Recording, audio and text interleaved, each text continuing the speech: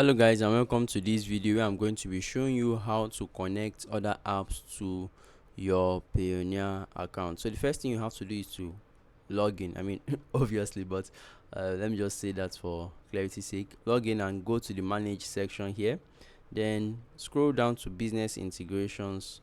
Click on it. You would see two options: business applications, that leads to almost, it tells you 404 error or something like that.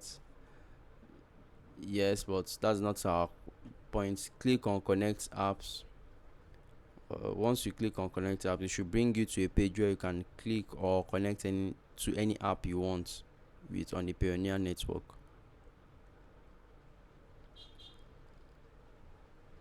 So once you're on the page, you can now scroll and see all the apps. There are only 4 apps you can connect on Payoneer for now: Zero, QuickBooks, Zoho Books, and NetSuite.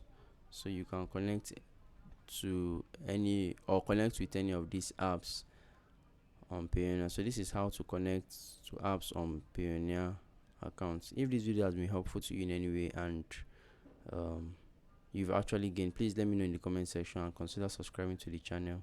I'll see you guys in the next one.